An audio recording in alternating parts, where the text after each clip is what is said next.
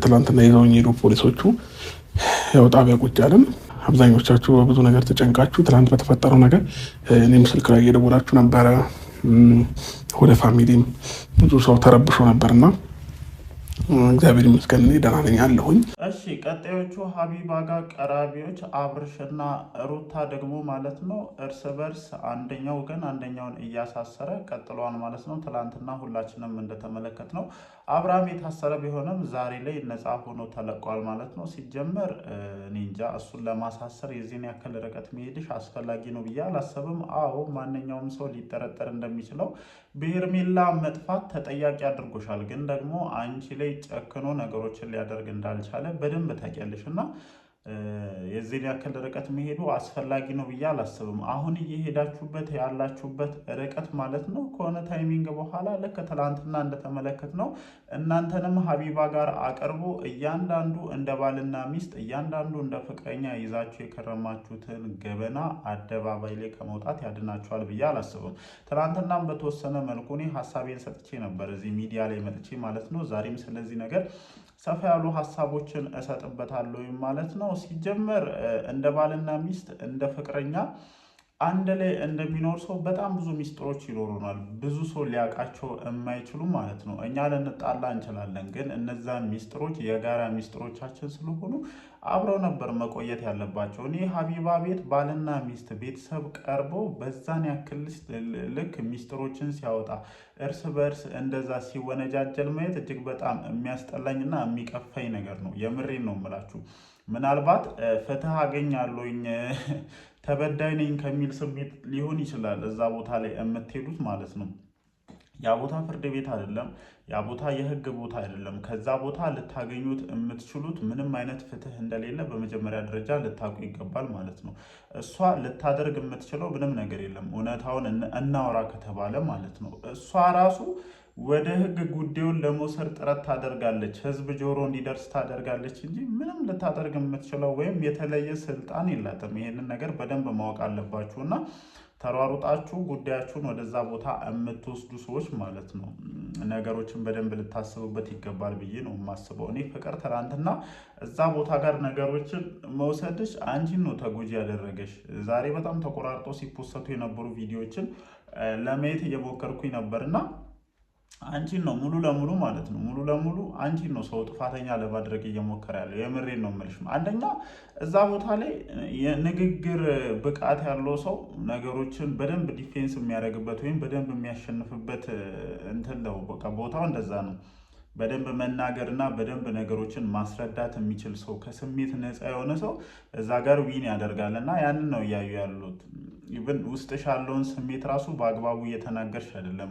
እውነት አለኝ ብለሽ ስለምታምኒ የምታደርጋቸው ንግግሮች በሙሉ ማለት ነው በሰዎች ዘንድ ሌላ አንደርስታንዲንግን ነበር ሲፈጥሩ የነበሩት እና እኔ የምሬን ነው እንደዚህ ሆናችሁ ባላያችሁ ደስ ይለኛል። ምክንያቱም የማውቀውን ያክል እናንተ መሀል የነበረውን ነገር በደንብ አውቃለሁኝ እና ትናንትናም በጣም ተናግሬዋለሁኝ። እግዚአብሔርን አንዳንድ ጊዜ እግዚአብሔር ነገሮችን ሲያስተካክልልን መስመር ሲያስይዝልን እኔ በመስማት ደረጃ ራሱ ማለት ነው እውነቱን ነው በቃ ሚዲያ ላይ እናንተ ያወጣችሁትን ነገር እዚህ ጋር እኔ ለማውራት አይደብረኝም። እናንተ አውጥታችሁታል ቀድማችሁ እርስ በርስ በማይሆን አይነት መልኩ ስትወነጃጀሉ ነበርና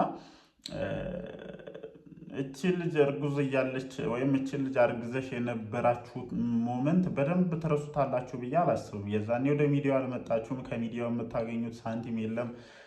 ምን አይነት ሲቹዌሽንን እንዳሳለፍክ ታውቃለህ፣ ምን ያክል ዋጋ እንደከፈልክ ማለት ነው። ምክንያቱም ትልቁ የወንድ ልጅ ኃላፊነት ነው ብዬ የማስበው በእንደዚህ አይነት በልጅነት የሚፈጠሩ እንደዚህ አይነት አጋጣሚዎችን ኃላፊነት ወስዶ መቀበል ነው። ያንን ጊዜ ኃላፊነት ወስደ ኃላፊነትህን ተወጥተህ ተሸክማል። ያንን ነገር አይቶ እግዚአብሔር የተሻለ ነገር ሲሰጣችሁ እናንተ መጠቀምን አልፈለጋችሁም እና እኔ ማዝነው በሁለታችሁም ነው። እከሌ እንዲህ ነው እከሌ እንዲህ ነው ብዬ ማንንም እንትን ማለት አልፈልግም።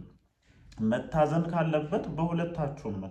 በተለይ እንደው ምን አለ አዲስ አበባ ባልሄዱ ከምላችሁ ሰዎች የመጀመሪያዎቹ እናንተ ናችሁ። ምክንያቱም በደንብ ሳትበስሉ ነው ለካ አዲስ አበባ የሄዳችሁት። ያሳለፋችሁት ውጣ ውረድ በደንብ እንድትበስሉ ለካ አላደረጋችሁም እናንተን እና ያ በጣም ያሳዝናል። የምሬን ነው የምላችሁ። እናንተን በዚህ ልክ ማብሰል የማይችል ከሆነ ያሳለፋችሁት ነገር ያሳዝናል እና እኔ እንጃ። አሁን የዚህን ያክል በተለይ ደግሞ አዲስ አበባ ላይ የነበረውን ሞመንት ስለማላቅ በመስማት ደረጃ ብቻ የማውቀው ነገር ስለሆነ ብዙ ነገር ማለት አልችልም። በጣም ብዙ ነገሮች ነበረ በእናንተ ጥል መሀል ሲነሱም ሲወሩም የነበሩት እና እኔ እንጃ። አሁን እኔ የብሬን ነው የምላችሁ፣ በጣም ብዙ መወራት ያለባቸው ጉዳዮች አሉ፣ በተለይ በዚህ ዙሪያ ማለት ነው። ምክንያቱም ልክ ስናገኝ ከአጠገባችን ላይ ካሉ ከቤተሰብ ከብዙ አይነት ሰዎች ጀምሮ ያንን ነገር መጋራት ስለሚፈልጉ ማለት ነው በብዙ አይነት መልኩ በመካከላችን ችግር ሊፈጥሩ ይችላሉ። ሜቢ ተመሳሳይ ነገር እናንተም ህይወት ላይ ተፈጥሮ ሊሆን ይችላል። ግን እናንተ ሌላ ጊዜ ያሰባችሁትን ባልና ሚስት ነን አንድ አካል ነን ብላችሁ የምታስቡትን ሀሳብ ማሰብ አልቻላችሁም። ትላንትና ማብራሪያ ስትጠየቂ ነበረ ፍቅር ስለ መኪናው ምናምን ጀስ ልክ እኮ ነሽ። እኔ እንደተሳሳትሽ አላስብም። የምሬን ነው የምልሽ። በቃ መገዛት ባለበት ነገር ተገዝቷል። ልክ መኪና ሲመጣ በሁለታችሁ ስም የሚሆን ከሆነ ይሄ አደጋ ነው ማለት ነው። እናንተ የተፋቀራችሁ አይደለም። ግን ደግሞ ቢሆን ጥሩ ነበረ። እናንተ እዚህ ደረጃ ላይ የምትደርሱ ከሆነ ቢሆን ጥሩ ነበር ብዬ ነው እንደኔ የማስበውና ብቻ በጣም ያሳዝናል። በጣም ያዘንኩት ደግሞ ዝም እንዳላችሁ ምን አለ በቀጠላችሁ፣ ዝም ብላችሁ እንትን እንዳላችሁ በቀጠላችሁ። አንተም ብትሆን ስለ ቻናሉ ጉዳይ ለማውራት መሰለኝ አይደለ ሀቢባ ጋር የሄዳችሁት።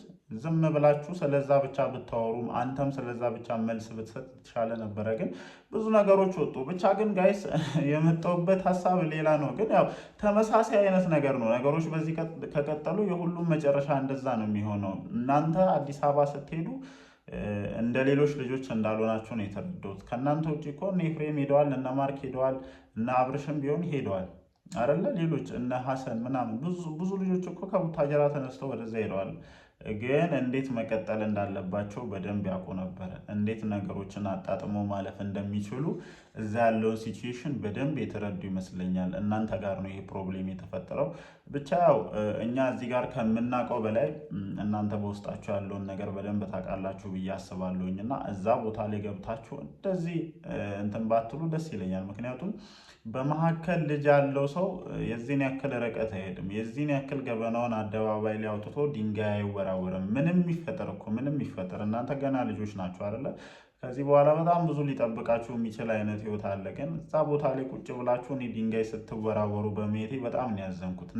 ነገ ደግሞ ልትታረቁላ ትችላላችሁ ይብን ማለት ነው። ምንም እንደዛ ነው ደግሞ የሚመስለው እግዚአብሔርን የእልህ ጉዳይ ምናምን እንጂ ማለት ነው። እናንተ ውስጥ ያለው ፍቅር አሁንም እንዳላለቀ በደንብ ያስታውቃልና በዙሪያችሁ ሆናችሁ እሱ እንዲህ ነው እሷ እንዲህ ነች ምናምን እያሉ እናንተ መሀል ክፍተታችሁን የሚያሰፉ ሰዎችን መስማት ማቆም ብቻ ነው። በቃ መስማት ስታቆሙ ብዙ ነገሮች ይፈታሉ ብዬ አስባለሁኝና ይሄ ድንጋይ መወራወር ግን አይበጃችሁም። የምሬን ነው። ነገ ልጃችሁ ታድጋለች። እዚህ ጋር ቪዲዮዎች ተቆራርጦ በብዙ መልኩ ወጥቷልና ያንንም ነገር ማሰብ መቻል እንዳለባችሁ ነው። ልጄን እወዳለሁ ልጄ ብቻ ማለት ሳይሆን እዚህ ጋር ካፋችሁ ለሚወጣው ነገር ነገ ልጃችን ምን ይሰማታል የሚለውም ነገር በደንብ ሊታሰብበት ይገባል ብዬ አስባለሁ። እኛው ሶሻል ሚዲያ ላይ ያየነውን ነገር እንደ ማንኛውም ሰው አስተያየት ከመስጠት ወደኋላ አንልም። መስጠት ያለብንን አስተያየት ሰጥተናል። ቀጣዮቹ ተረኞች ደግሞ እንዲሁ ዝም ብዬ ሳስብ አብርሃምና ሩታ ይመስሉኛል። የመሬን ነው የምላችሁ። ምንም እየተደረገ ያለው ነገር አይጥምማ። በቃ አሁን እኮ እነሱ መሄድ ያለባቸውን ጥግ እየሄዱ ነው አይደለ? የጥቅም ጉዳይ ይነሳል። የጥቅም ጉዳይ ደግሞ ሞር ያጋጫል። የዛኔ መኪናው እንደዚህ ገብቶ በዚህ ወጥቶ ቻናሉ እንደዚህ ምናምን ተባብላችሁ እዛ ቦታ ከመሄዳችሁ በፊት መለየት ነው። ተከባበሩ። አንቺም እሱ የጀመረውን ህይወት አክብሪለት። አንተም ደግሞ የእሷን ሴፍቲ ጠብቅላት። ይህንን ነገር ማድረግ የማትችሉ ከሆነ ተመሳሳይ አይነት ነገር ነው የሚፈጠረው እና ይሄ ማሳሰሩ ምናምኑን ታዩ። በቃ አሁን ላይ አብርሃም ከእጅሽ ያመለጠ ሰው እንደሆነ ነው እንደኔ እየተረዱ ያሉት ማለት ነው። እና ስለ እናንተ በደንብ በኋላ ቪዲዮ ምሽት ከተለቀቀ በኋላ ሰፋ ያሉ ሀሳቦችን እናነሳለን። እወዳችኋለሁኝ። በዚህ ቪዲዮ ዙሪያ ምን ሀሳብ አላችሁ? እንደተለመደው ሀሳባችሁን ኮመንት ሴክሽን ላይ አስፍሩልኝ። እወዳችኋለሁ። ይመቻችሁ።